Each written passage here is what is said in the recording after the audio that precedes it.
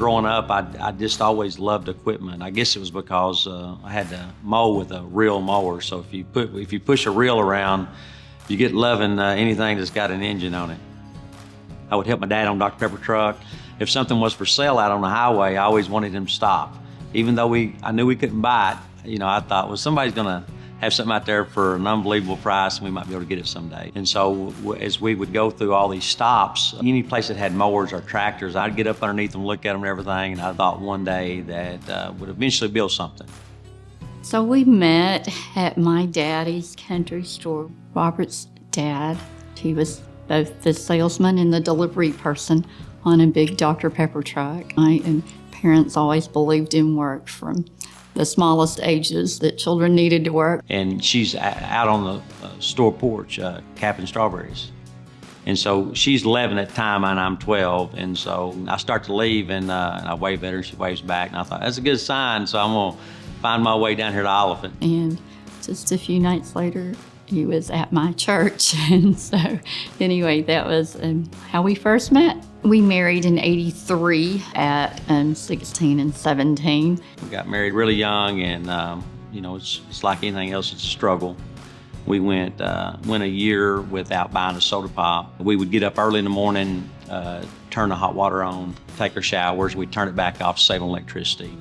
We just bought fireworks from my dad and had a very small little fireworks stand. We had made 2,400 that year, which was huge for us. We never seen that much money, We was not, big on instant gratification. We actually kept 200 of it and then invested 2,200 of it. It was something we could, look to the future and say, hey, we understand we got to tough it out here.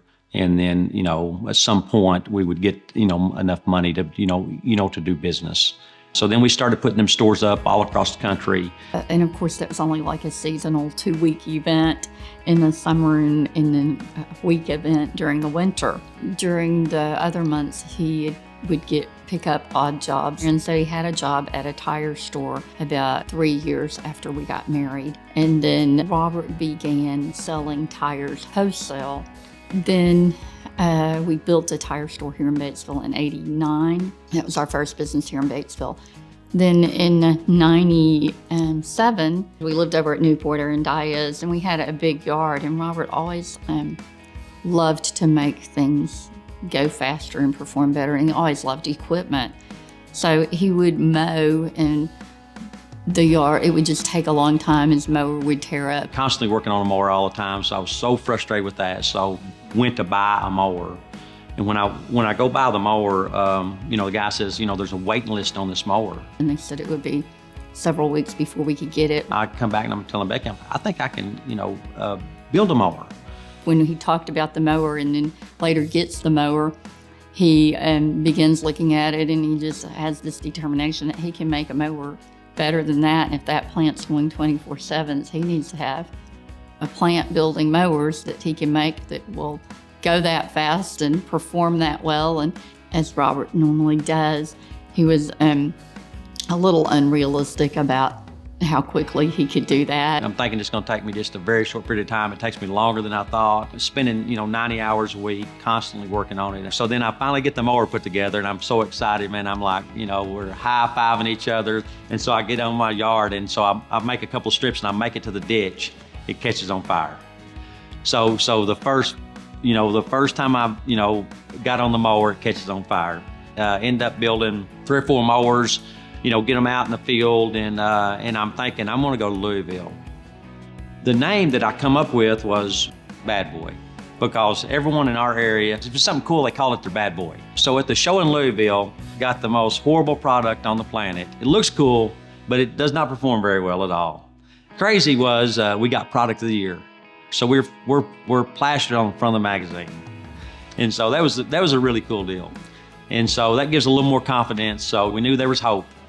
And I had the ideal, I'm thinking, what if someone built a 60-inch machine that's low cost? No one had ever done it in the market, and I'm thinking, well, I can get an engine that will perform. I can make a heavy duty deck and put it on a platform and hit a price point that I think will work. And you can imagine if you've only ever seen $7,500 machines and all of a sudden there's $49.99 one that's got a 3/16 deck, it's going to catch your attention. So then we're by ourselves for about 3 years before the competition realized that, hey, they're on to something. We got to do something. And so that really kind of propelled us, to doing lots of volume. It was so exciting. Robert is high energy and very passionate about everything he does. This is both his strength and his weakness, is his ability to feel. That feel allows him to know how a dealer feels and what a dealer needs to be able to sell or what the public might want. That feeling also gives a lot of emotion, which that helps him to be very passionate. You don't realize all the bumps and bruises that's going to come with a business. And so as long as you don't know the bumps and bruises, you can stay excited and you have some down times and some up times. Bad Boy, after it got going really, really well, there were some things that happened that I didn't agree with, and so there was a split in the company. And so I went in real bad depression for about a year and a half, literally could not even come to work. I went about a year and I came to work 4 times, and all 4 times I would hide my left side of my face coming into the shop because I could not stand to see the trucks, the buildings and stuff that was there. And I would park on the right-hand side of the shop, walk in that way, would not go out the back to see the stuff because I had built 18 buildings there before I left. He kind of felt like his purpose in life was just gone. That was a very difficult period, really, for both of us, I guess. That was the only time in our married life that maybe I was the dreamer and he didn't see a dream. In 2013, we launched the Intimidated group, and it was a product that was not finished on the market at this time, and it was a struggle because you go back from something that you're not real familiar with, and just trying to put in the hours, trying to learn. When there's a group that puts all their faith in what you're doing, it's very humbling, and but it comes with a lot of pressure too. For the most part, I took care of the children and their schedules in the home and things going on at home. I remember the day that I left home and he called, and it had been like the 3rd day in a row he called, and just melting down really. And so when I went, I thought I'll just be here for a short amount of time. I didn't imagine it would take him that long to come through that. He had a lot of emotion, as he always does with that. And now as I look back, I have more the emotion that he had. Mine's just a different reason. Mine's a gratefulness for the experience and that he came through that. And I'm still there and learned a lot through that. We had Intimidator, which was not yet building product. We kept the property there. There was 38 people there at the company. A lot of things that are struggles you learn from. We was able to learn manufacturing, start setting up dealers. We actually done a deal with Mahindra very early. We, built lots of units for them. The profit margins wasn't there. And it was like water going over a dam, with the payroll and everything happening without income coming in.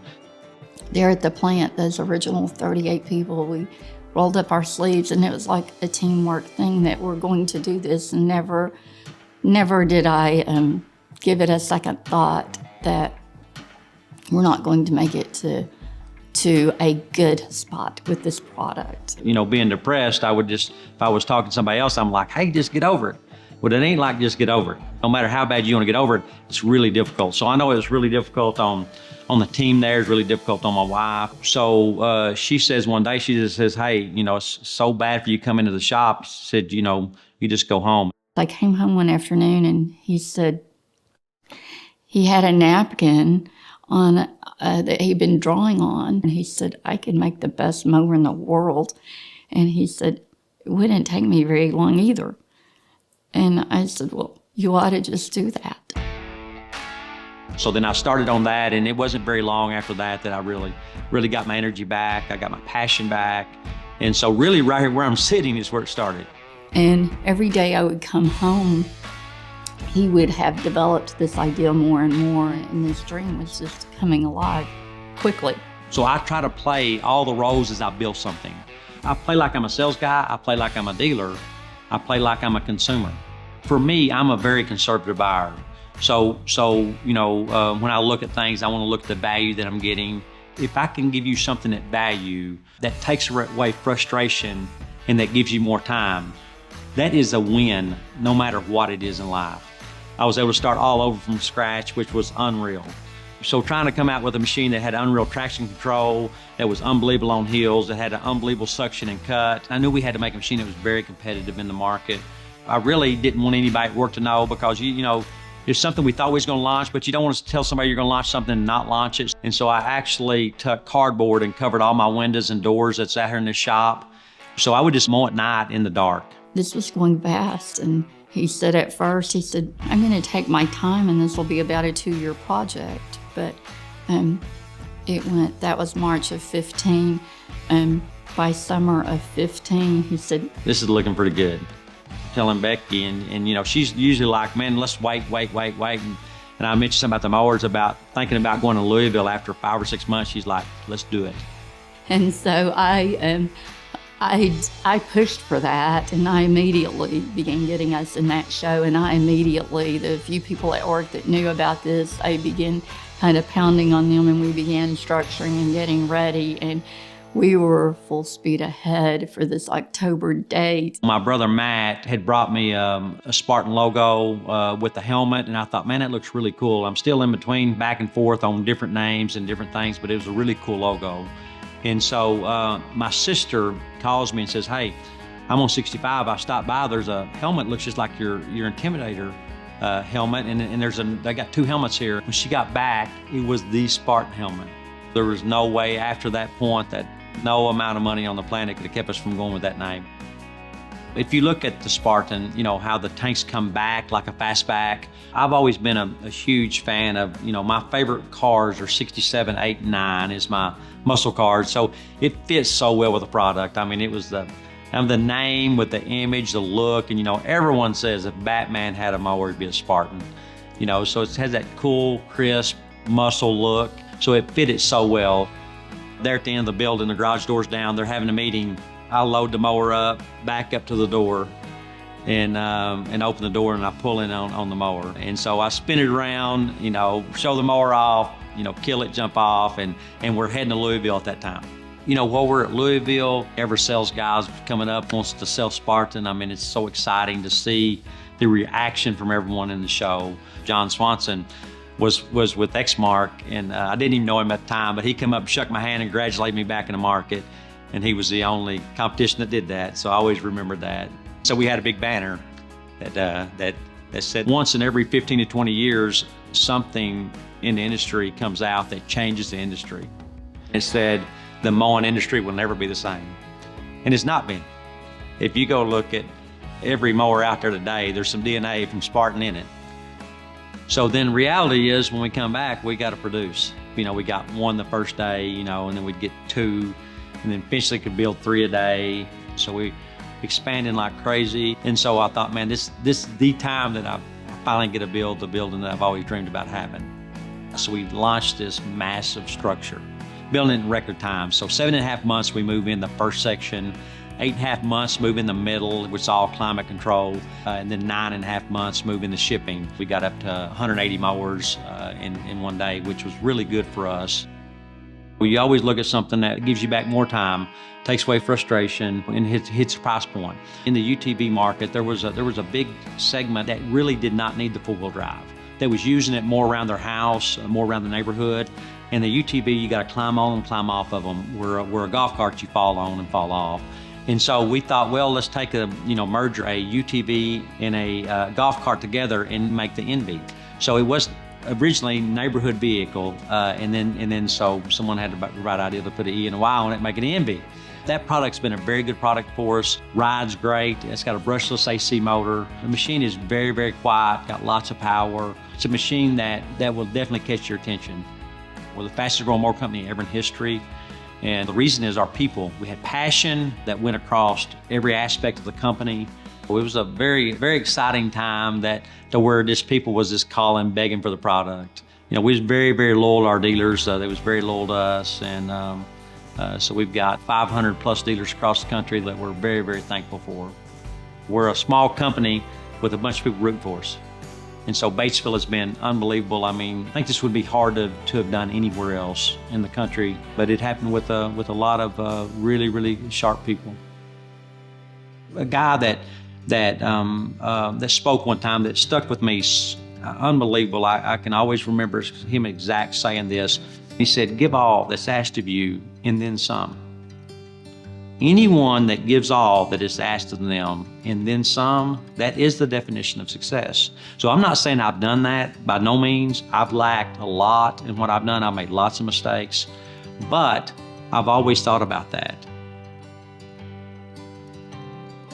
You know, if you succeed here and put time in here, there's some sacrifices that have to be made. And so I wish I could have been a little bit better to judge how much time to put in instead of putting in all the time, and be able to depend on others more to take that responsibility.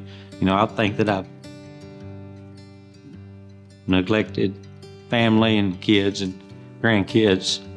If I had it to do all over again, you know, I would probably try to have a little bit more of a balance in life, and try to give the attention and you know, where it needs to be. Like I said, owning your business is, you know, it can be difficult. You have to, you know, put things in perspective and balance things out. I tell you, one of the most fulfilling things that I get in business is when I hear the stories of our dealers. I was just at an event here recently, and a lady and her husband wanted to meet and tell us their story. This has happened so many times where they literally was, you know, about to have to file bankruptcy, and then got the Spartan brand, and then to hear how they were able to hire employees, keep everything paid up on time, and, you know, to hear them stories, there's nothing that more gratifying than that. And you know, to think about, you know, building a product and, you know, supply jobs for, you know, hundreds of people, and you know, it made their lives better. When you think about, you know, did we make a difference? Yeah, we made a difference. Spartan Intimidator, everything, you know, is up and going, picking up dealers. You know, we're picking up close to 100 dealers a year, growing like crazy. So the word out on the street is, man, Spartan is rolling. So we're getting a lot of people's attention. We're having different companies contact us about purchases, and, you know, and we're like, you know, we're not interested in selling. And then get a message from John Swanson, said, "Hey, can we stop by sometime?" We just happen to be in the neighborhood visiting dealers and want to know if we can come by.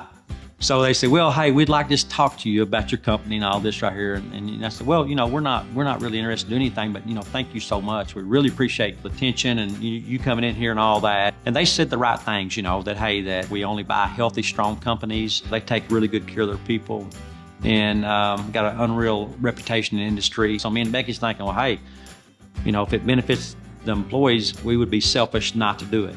We were not looking to sell the company when Toro approached us, but as we thought about it, this could be a win-win for the community. This could be a win-win for the employees. This would be a win-win for Robert and I. That meant so much to me and Becky. You know, to be able to turn it over to someone that had that much care. The Toro company, what I was so impressed with is we see all these companies that have done very, very well. You know, them coming in, the company growing, it's staying there. They help the city, they help the state. You know, the employees. It's unreal what they was able to do. It's always your dream to drive by and see your product somewhere and be able to say, hey, that's built in our town. I'm grateful. I'm excited. I love the company. I love the dealers. I love the product. It will always be our heart. We always want it to do well. If you have a dream, realize there's going to be some struggles with the dream. There's going to be some sacrifices with the dream. But if you have the passion and love for what you do, people will see that, and that will resonate. There'll be people who want to be a part of that. That's cool to me. I like that.